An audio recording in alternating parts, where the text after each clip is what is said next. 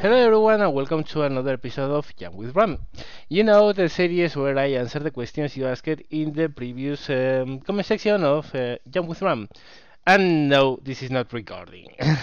I'm actually saying this every time I start a Jam with Ram video. This is because of a little joke that went on in the comment section of the previous Jam with Ram. Well, first things first, this week has been interesting and I have a couple surprises for you for this week.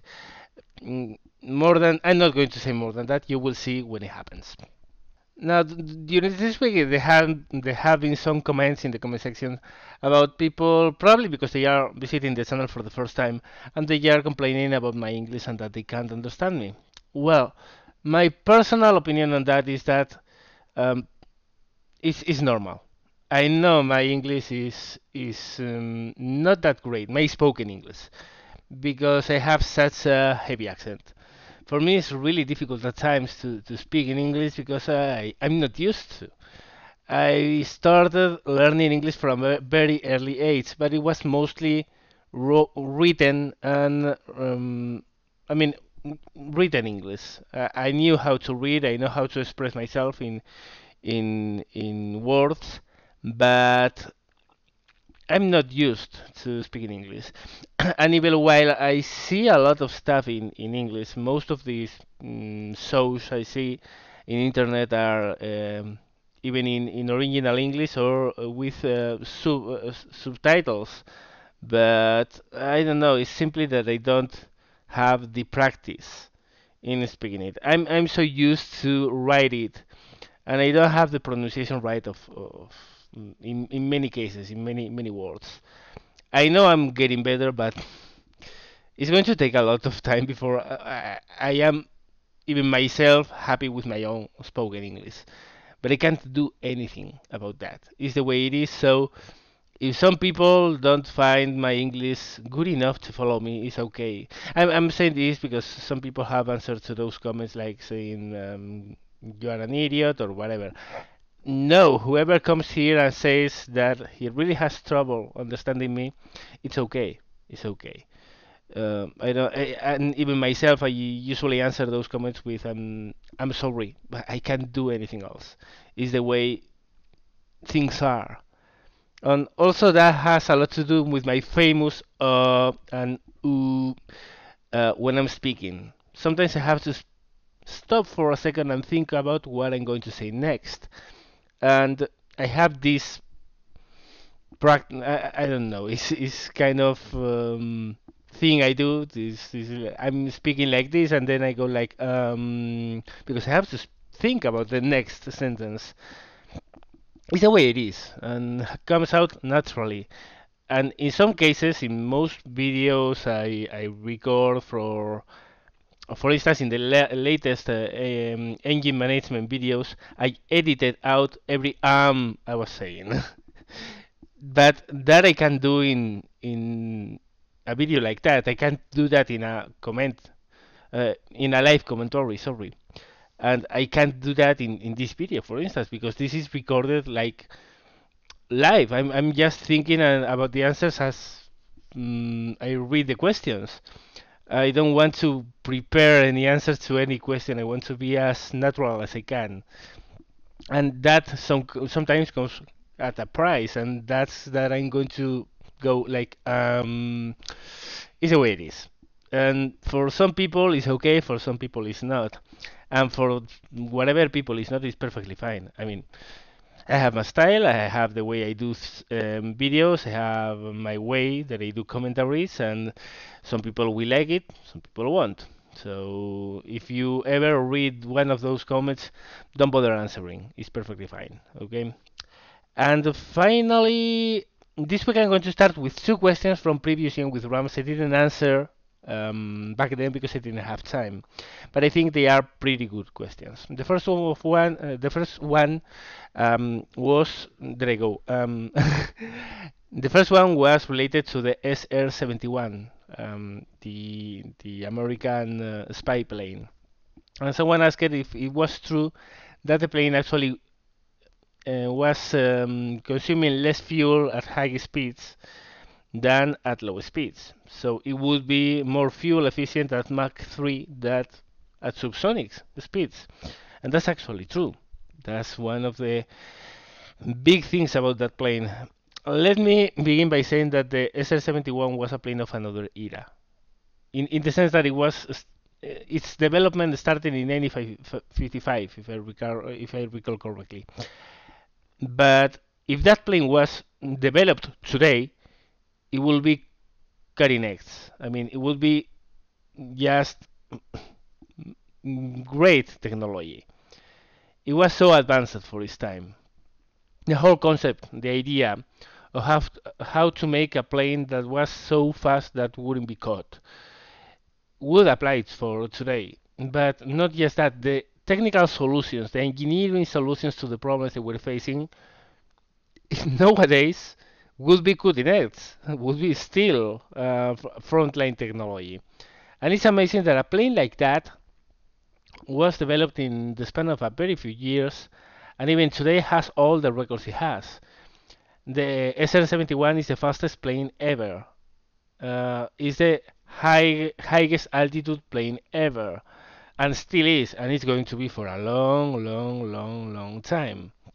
And yes, it actually used less fuel at high speeds than at slow speeds. That has something to do with engines that were operated in two different ways. The SR-71 engines at low speeds, they acted like a normal reactor, a normal turbojet, with compressors that compressed the air, then ignited the compressed air, and used the thrust to propel the plane.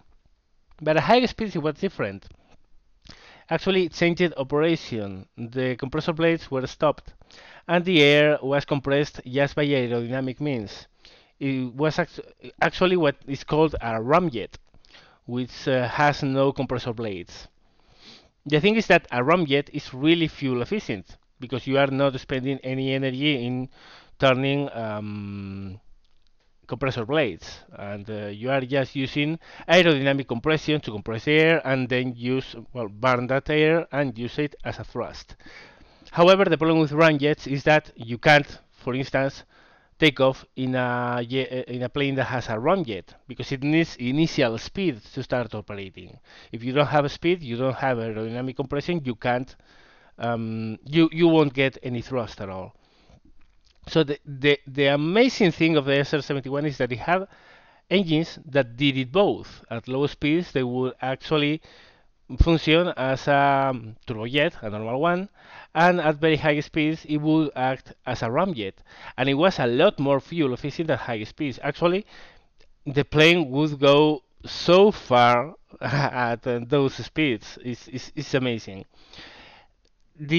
I'm not going to enter into a lot of details about the plane. It's one of the planes I most admire in the history of aviation. It's just you read about that plane and you think, how could they think this 60 years ago? It's just nuts. It's amazing. Uh, the thing is, when you are going so fast as Mach 3, your whole plane is going to heat up a lot. The parts that are going to strike the air, like the wing edges or the nose or the jet intakes, they heat up so much. So they have to face temperatures that no other plane had faced until then. And the solution was using titanium in some vital spots, some special aleations to resist heat. But what they also used, and was a total novel feature by then, was cooling by fuel. Actually, fuel was used as a coolant to help keeping heat down in some places of the plane. And it also was really one of those cases that you look at the plane and you say, this can't be right, because the plane leaked fuel. When it was on the ground, just ready to take off, the plane was actually leaking fuel because it had gaps where the fuel would leak out. And you would say, well, that's shoddy, that's crap. Well, no, that had sense because at very high speeds you would get heat-related dilatation. Um, if you hit something a lot before it melts, of course, it's going to expand. So the SR-71 was designed to be flying at Mach 3 and dealing with those temperatures. So um, at Mach 3, everything had to be smooth, the skinning, the joints, everything. But if at that speed those junters have to be together, have to be like in a continuous shape, at slow speeds and low temperatures, they had to be apart one from the other. If you sometimes look at one bridge over a river, and any modern one, you will see that in certain parts there are gaps. There are actually gaps, like maybe 1 inch or more, depending on the bridge. And that's because of that, because in winter, the structure is going to be smaller than in summer. And they have to account for the fact that this whole structure is going to be bigger. And if you make a structure that, with a given temperature, is just next to the next structure, in summer, when temperatures are going to be a lot higher, they are going to be pressing against each other and they are going to crack. So it's kind of the same principle. At low speeds, the SR-71 actually leaked fuel because it was designed so at high speeds there would be no separation between any part of the plane. It's so much ingenuity in the design of a plane and so much high tech. The plane was amazing. The plane was amazing. It's for me, it's the most advanced plane ever. There have been some other very advanced stuff. Nowadays they are trying a hyper technology, a hyper speed technology, but those are not planes. Those are research vehicles designed to practically go out of the atmosphere to reach those speeds. And also they are not manned, at least not yet. So for me the SR-71 will be probably for, I can't think of any plane which we know of nowadays that is more revolutionary from the point of view of smart ideas to go around some very heavy problems.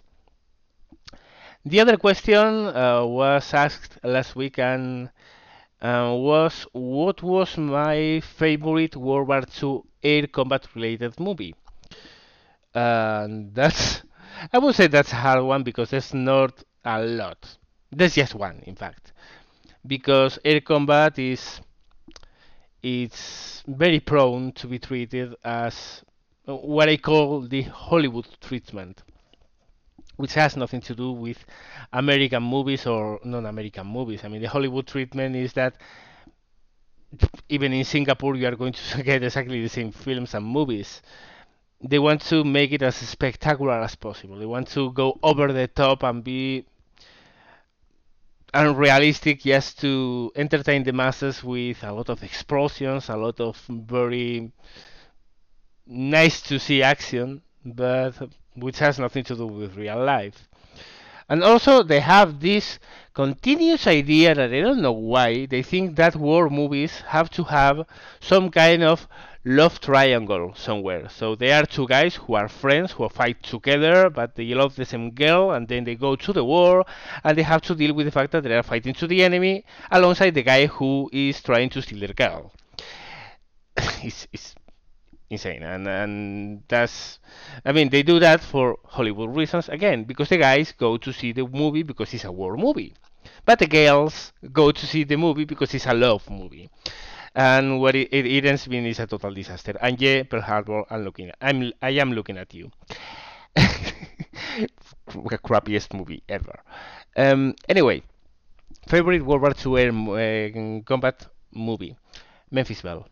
Memphis Belle. If anything, because it's based in real life accounts. What you see in Memphis Belle is the story of the crew of B-17 bomber, which was the first American crew in a bomber who survived a complete tour of duty, which back then was 25 missions. But the loss rate of bombers over Germany was so high that it was expected that you would die if you were a bomber crewman. Your life expectancy was lower than your tour of duty, And the first crew who survived the tour of duty was Memphis Belle. And of course, they made a huge propaganda out of that. And what you see in that movie is not what happened in Memphis Belle Last Mission. Um, it's a collection of many things that happened in many cases in many B-17 bombers, not just Memphis Belle. But they are all true. They are all real. And the dramatization is really good. And the acting is actually pretty good as well. And it gives you a proper idea of how it was to go over Germany every day. Well, not every day, but every other day aboard a B-17 and face whatever they had to face, which was terrible. I mean, that was 1943, early 1944. The American escorts still couldn't go very far, and the bombers had to face the whole German fighter arm over Germany going after them. And you see a lot of human histories. You see a lot of pretty nice action sequences. You see how the life of a bomber squadron was in England. It's a really good movie. And even while it has some parts of it which are kind of Hollywood-esque, it's treated with a lot of historicality, and that's what I like about it. So yeah, probably that one, Memphis Belle. So let's go with this week's questions. The first question is not actually a question, but more like a comment, because someone said that maybe it's not fair for me to be the way I am with software developers, that if they somehow mess it up with me and one game, I'm not going to give them second chances. Because he says there are new guys coming into the industry and they didn't have any responsibility whatsoever of what happened with the company they work for nowadays. Um, they have no responsibility for what that company did maybe 6 years ago. And he's true. He has. I mean, he's right. He's right. However, as I answered him, because I answered him in a written answer, uh, I think everyone will agree that nowadays the software industry is a big scam. No, I'm not kidding. I'm not just saying it for saying it. It's a big scam in most cases. You get developers working on exactly the same game year after year after year. Again, just changing one or two small things in it and publishing it after with yet another different name. So you get Call of Duty Modern Warfare, Call of Duty Modern Warfare 2, Call of Duty Modern Warfare 3, which are three clones of each other, with some differences between each other, but they are basically the same game. You get Battlefield 3, you get Battlefield 4, which are basically the same games, but with some things added on top. You get exactly the same game, but under a different number. Um, and on top of that, you get developers released unfinished products all the time, all the time. Games that are not in the proper situation to be actually published. But since internet has become common for everyone, the practice is now to release something in an unfinished state to then patch it. What we have is not finished products, is early access.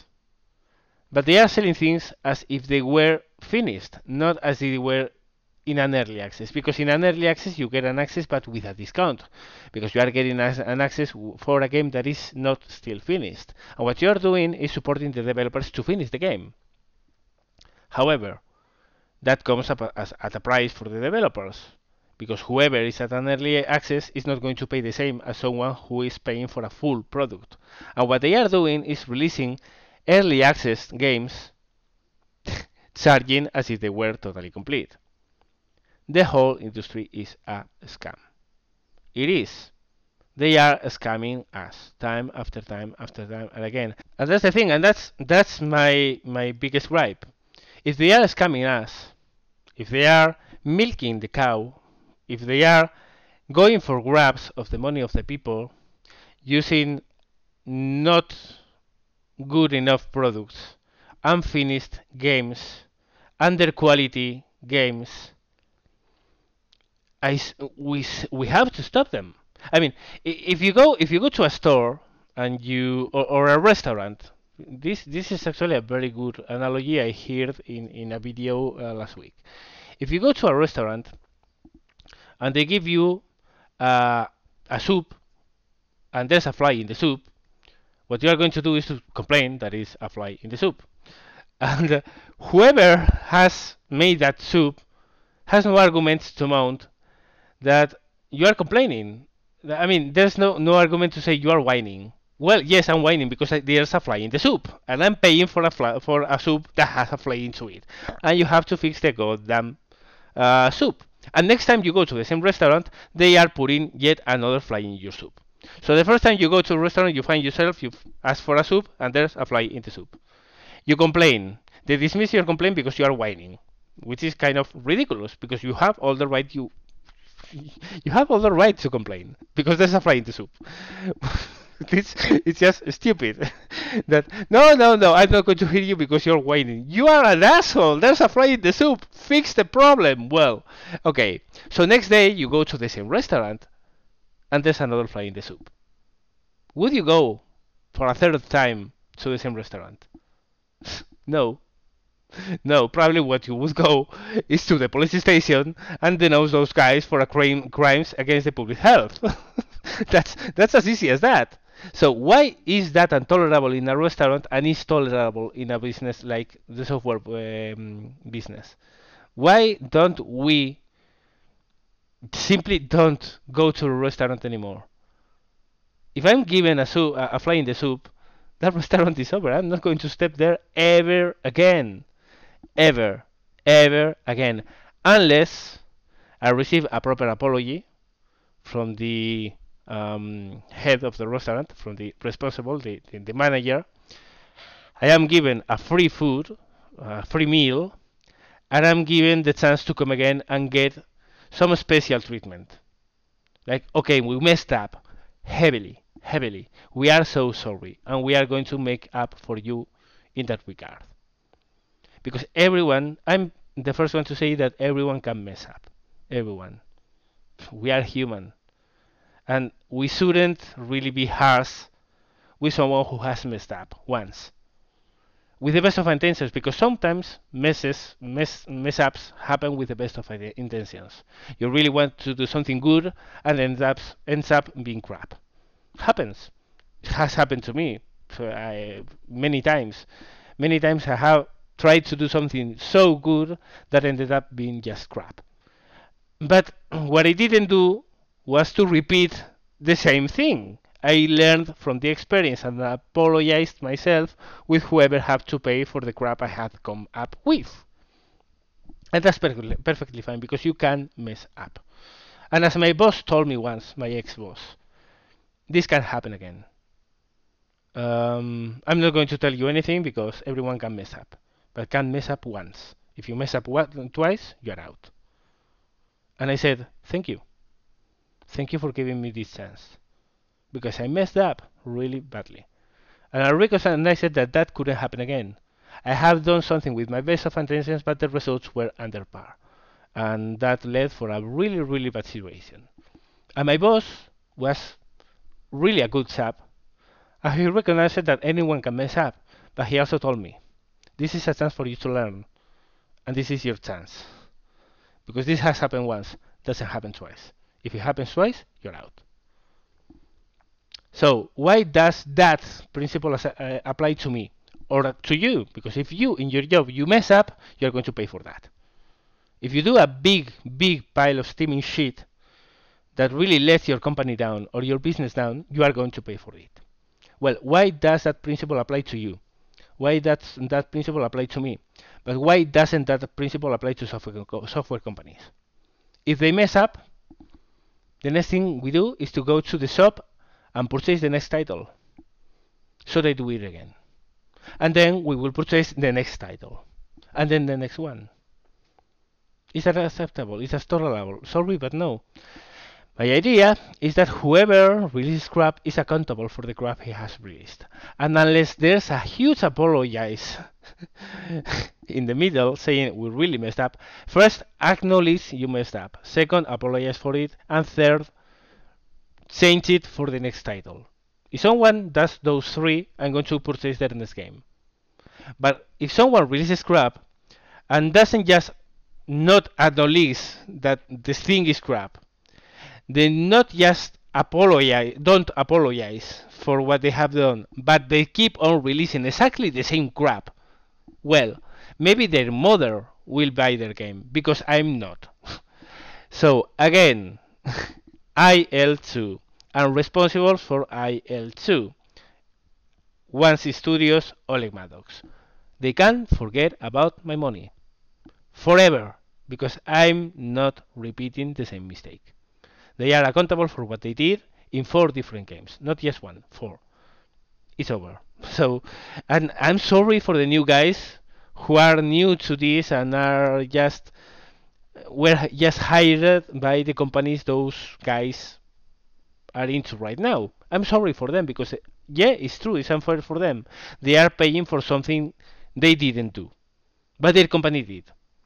And my way to saying I'm not eating this shit, I'm not eating the soup in my the fly in my soup, is by not going again to the restaurant. So I'm not going again to the restaurant. IL2 and responsible for that. They can forget about my money. Sorry, but it's that way. Next question.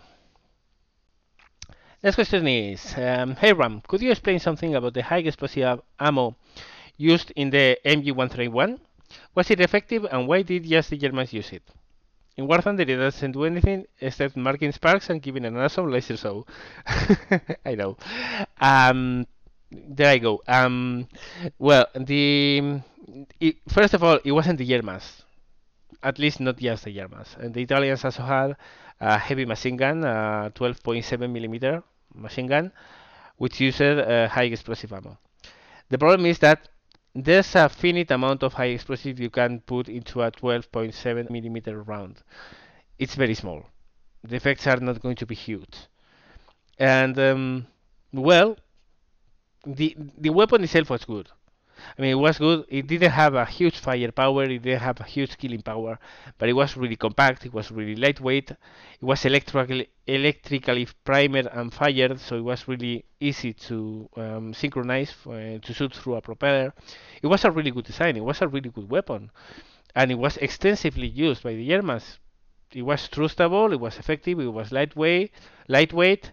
It simply wasn't as hard punching as a 20 millimeter cannon, for instance, or even compared with other 12.7 millimeter ammo like the Russian or the American one, because those relied on a very high kinetic speeds to inflict damage. So they shoot a heavier bullet and at a higher speed, but they were also much larger weapons. So it's kind of a trade-off. You pay for weight, what you don't pay for hitting power. It was not a bad weapon. It was not an exceptional weapon in what it regards to killing power. As for War Thunder, yeah, they don't do a lot. They don't. At least they didn't when I tried them out, and I guess they still don't. As for exactly that, I don't know.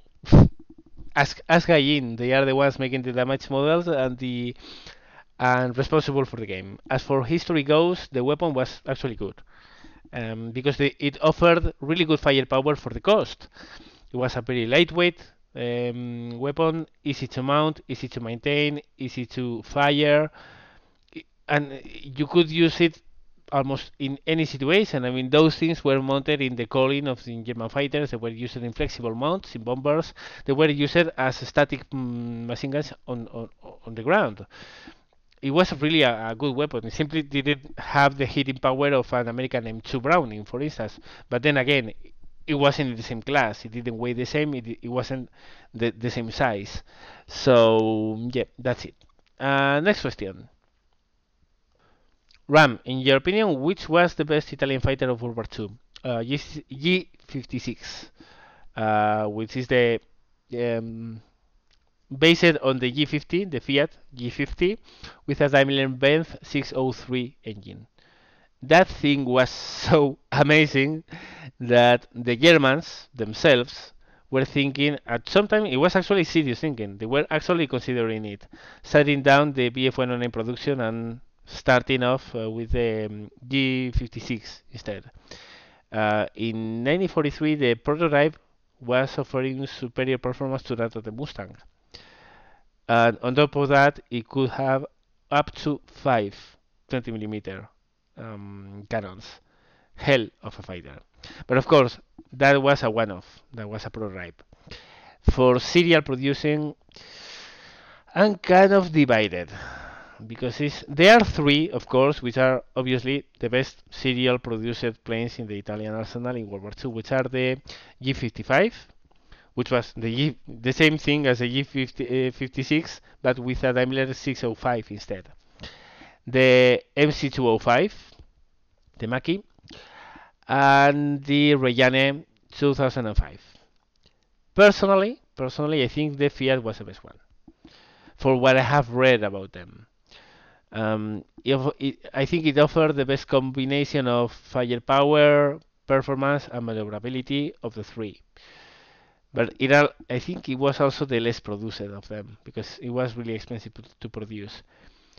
And after that, probably the MC205. And the Reggiani coming a close third. But the best Italian fighter of World War II was actually half Italian, half German. I mean, the fuselage, the airframe was Italian, but the engine was German. The Fiat G56. Really, if you don't know that plane, look it up in internet. Look for information about that because it was such a powerhouse. And if they ever add it into War Thunder, probably you will understand why it was so good. Next question. Next question is: you don't like sushi?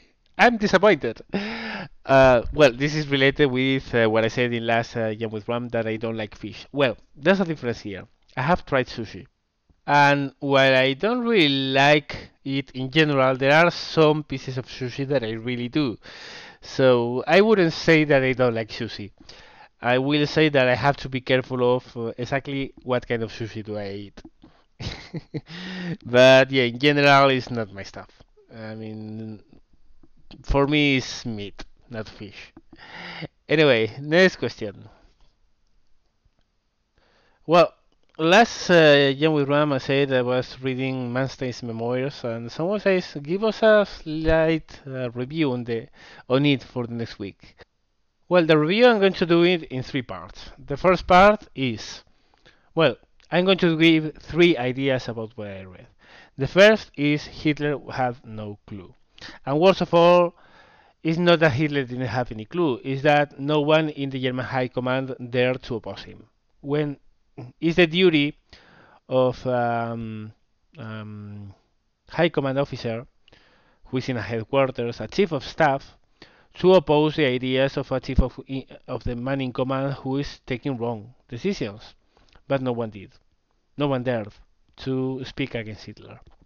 Particularly so, Franz Halder was accountable for a lot of things. But anyway, that's the first thing. I already knew this because, of course, I have read a lot of World War II, and I know that Hitler was simply clueless when it came to military command. But you really get up to which extremes he was clueless. Really, is brutal. Anyway, first thing, Hitler had no clue. Second thing, Manstein was a boss. He actually was, and it's not because I have read this book. I actually, again, was aware of what he did. So it's nothing new that I have learned from this book. However, what you get is a further insight on how desperate the situation was for the Germans, because everyone thinks about the World War II and thinks 1942. Well, the Germans were winning, and they were like pumped up because they were really doing well in most scenarios until Stalingrad and where they started losing. Well, no. People don't really get how stressful the situation was for the German army in Russia. In 1942, 1941 as well, but 1942 was really hectic because they were going against a much better prepared enemy than in 1941. and a much smarter enemy as well, because in 1941 the Russians were easy to trap inside pockets, and in 1942 they weren't. But also because the Russians were so damn numerous. They would get beaten in one battle, and in the next one they would have more soldiers, and the Germans simply didn't have enough resources to cover all the fronts. They didn't. They simply didn't have enough soldiers, up to the point that when they were trying to take Stalingrad, they had to use a Romanian corps in the north and an Hungarian corps in the south, because the Germans didn't have enough soldiers to put in the front. Meanwhile, the Russians were everywhere. And you get the idea of how desperate the situation was, and how extreme, and how people get the idea of Germans were being desperate in 1945, but really you get the sensation of how stressful it was for the German generals at the front, because they had to do so much with so little, and they still did for the most part, of course. And the times they didn't mostly was because of stupid operational orders. I'm not going to say that the war was lost because of Hitler. Well, the war was lost because of Hitler, because Hitler started it, of course. But there were so different situations, and it was not just one of two. There were so many situations where Hitler was messing with the whole idea of not respecting the chain of command.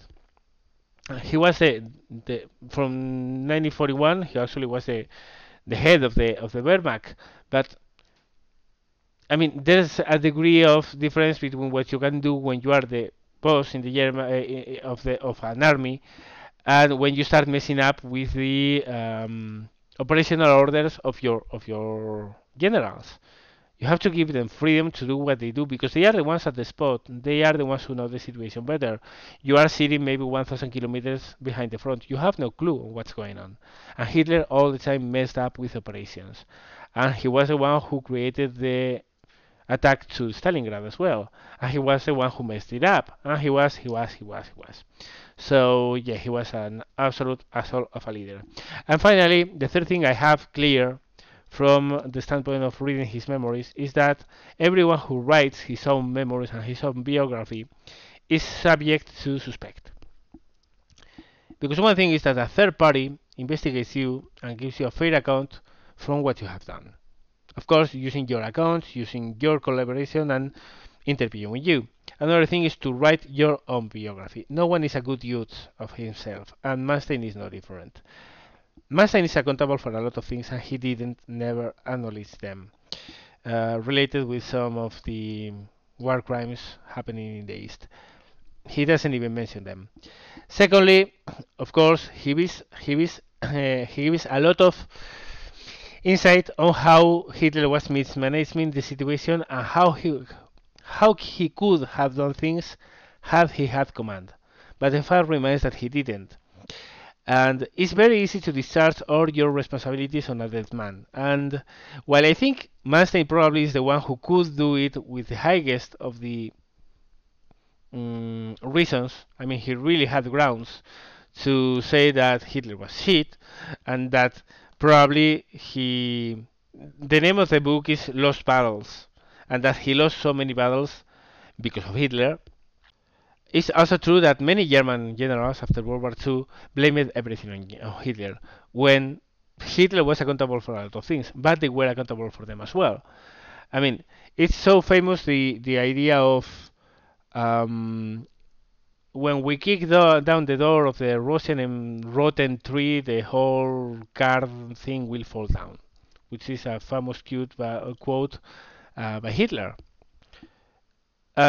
The thing is that, of course, after the war, everyone was saying Hitler was nuts, he shouldn't have attacked the USSR. But no one says that back in 1941, everyone in the German High Command was okay with the idea of attacking the Soviet Union, and that most of them also thought that by end of August they would be at the Urals. The ones that didn't agree with them were the ones that were actually in command, in the front, not in the offices at Berlin. So people as Halder, Keitel, those guys were also, after the war, they were like, it was Hitler, it was Hitler, it was Hitler, it was Hitler. Why wasn't Dunkirk attacked by the German army and was left for the Luftwaffe? Hitler, Hitler, Hitler, it was Hitler who stopped them. Well, it was Hitler with the backup of Keitel and Rundstedt. Hitler was scared to lose his tanks, but he had official backing by his by officers. So, you know what I mean. If you write your own memoirs, you are not going to be objective. You are going to be subjective. And while I think that Manstein did a good job in writing his memoirs, and I think for the most part he's objective, there are parts of his books where he's clearly subjective.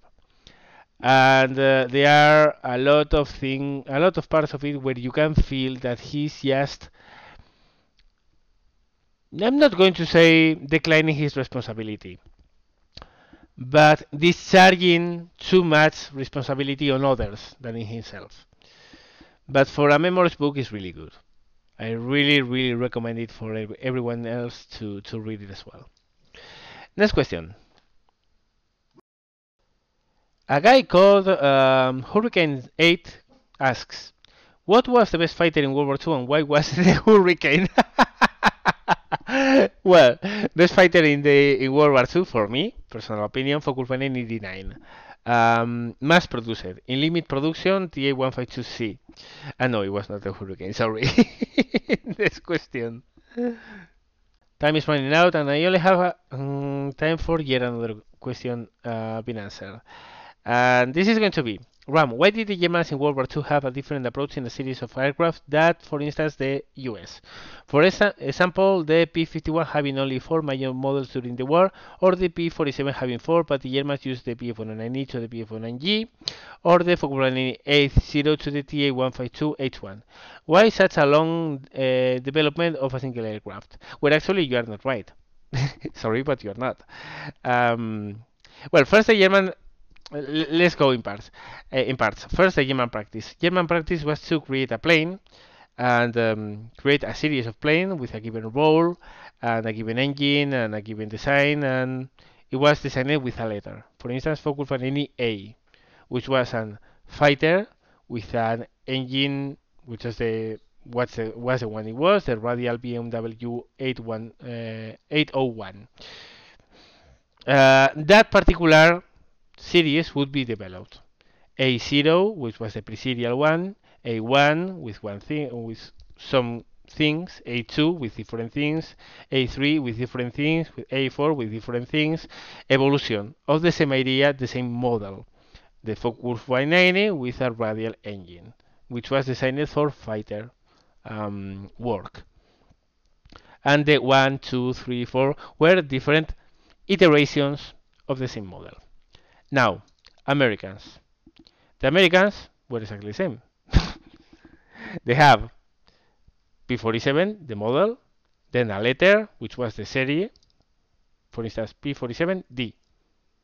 But then they had blocks, in the same way that the Germans had series. So, for instance, a P-47D was a P-47D, but there were very different P-47Ds. The P-47D5, for instance, was not by far the same that a P-47D40. For instance, the P-47D25 was the first P-47 with a razorback, a bubble top canopy, while the previous ones, the D5, the D11, the D20, the D18, all the previous blocks had the standard framed canopy lined up with the aft fuselage. So they were very different. One block was different from another. The P-47D5 was not the same as the P-47D10. The P-51D5 was not the same as the P-51D40. They had changes on the engine. They had different new things added to the airframe. So, Focke-Wulf 190, A1, A2, A3, A4. P-51, D1, D5, D10, D11, D15, they were the same. It's not, I mean, each block of American development was kind of a different set of modifications that were done to the design and then were introduced into service. The same way as the Germans would assign a number to a given set of situation of design features in a given model that would then be incorporated into service until the next one. So again, I don't see any difference. The only thing was the way things were, let's say, numbered, because the Germans were like P51, focus on any A1, A2, and you get the idea that they get a lot of different models when the P51D was the same. But the problem was that the P51 was not the same. The P51D5 was not the same as the D40. The P47D5 was not the same as the D25. So it was pretty much the same. Uh, by the way, it was the same in the British as well. The problem was the British would get a Spitfire Mark LF9, and you will say it's the same plane in 1945 as in 1943. Well, no. The Spitfire Mark 9 LF9 in 1943 was not the same LF9 that was flying in 1945. They simply didn't change the denomination to include for the lot of changes that happened within the plane. But they were very different. It's the same. I mean, it was the same in all the air forces. What changed was the nomenclature, the way to call things. Because the Germans will have a BF-109 G1, G2, G3, G4, G5, G6.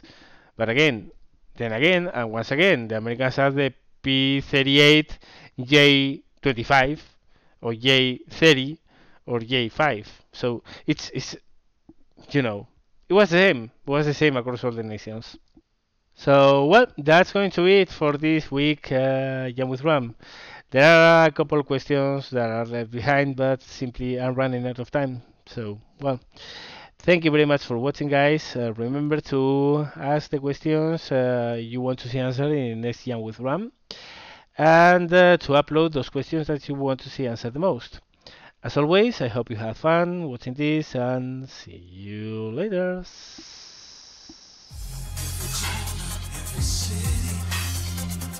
There's a place where life's a little easy. The stress from the world outside. Never be longer, we'll be alright.